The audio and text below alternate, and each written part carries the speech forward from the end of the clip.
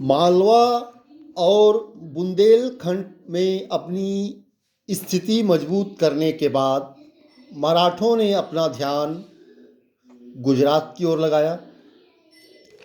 इस क्रम में पेशवा बाजीराव ने 7 मार्च 1721 को सूरत पर आक्रमण किया, किंतु एक अन्य मराठा सरदार खांडेराव दाभादे से उनका संघर्ष हुआ और इस संघर्ष को समाप्त करने के लिए पेशवा ने दाभादे को 1 अगस्त 1727 को गुजरात का सारा मुकासा प्रदान कर दिया, किंतु इससे झगड़ा खत्म नहीं हुआ और दाभादे की महत्वाकांक्षा और भी बढ़ गई।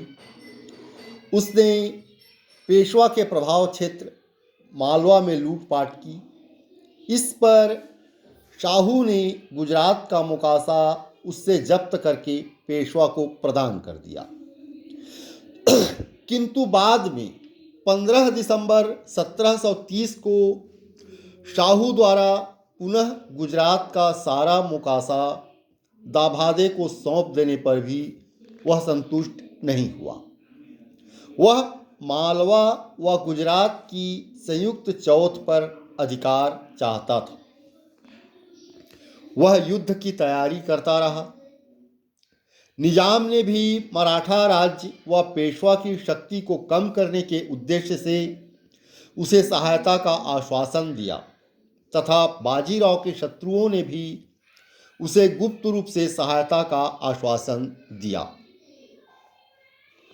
दाभादे ने पेशवा के विरुद्ध शस्त्र ग्रहण करने तथा पेशवा द्वारा हस्तगत शाहू की सत्ता पुनर्स्थापित करने का आह्वान किया। दाभादे व निजाम की दोस्ती को रोकने और विद्रोही दाभादे को मराठों की केंद्रीय सत्ता के अधीन करने के लिए बाजीराव ने दिसंबर 1730 में गुजरात की ओर कूच किया। दाभादे की मदद के लिए निजाम भी आगे बढ़ा। निजाम का उद्देश्य पेशवा को पराजित करना, संभाजी को गद्दी दिलाना तथा अपने क्षेत्र में मराठों के चौथ व सरदेश मुखी अधिकारों को समाप्त करना था। उसने उत्तर से मराठों को बाहर निकालने के लिए संयुक्त प्रयास करने के सिलसिले में मुहम्मद खां बंगस से भी संपर्क किया।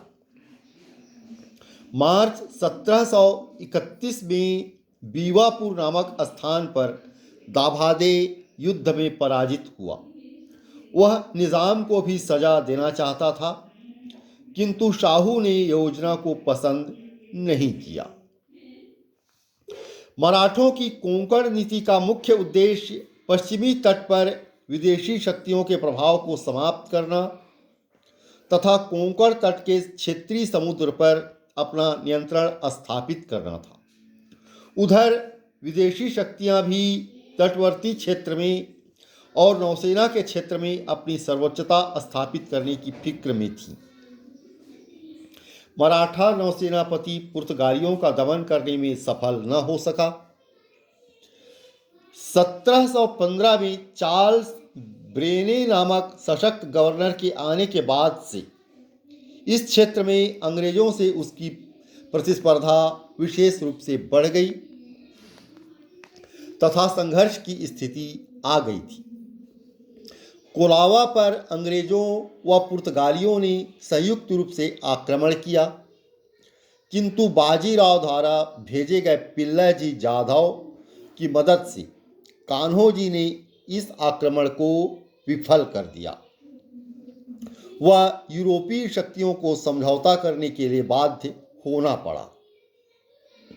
1722 तक विदेशी शक्तियों के हस्तक्षेप से पश्चिमी तट के बंदरगाह मुक्त हो चुके थे। बाजीराव के काल में तीसरे दौर, ये लगभग 1730 से 1735 तक के काल को उनके तीसरा दौर माना जा सकता है। इसकी महत्ता सिद्दियों के विरुद्ध अभियान, मालवा में मराठा प्रभाव में वृद्धि तथा मराठा राजपूत संबंधों की स्थापना प्रमुख है।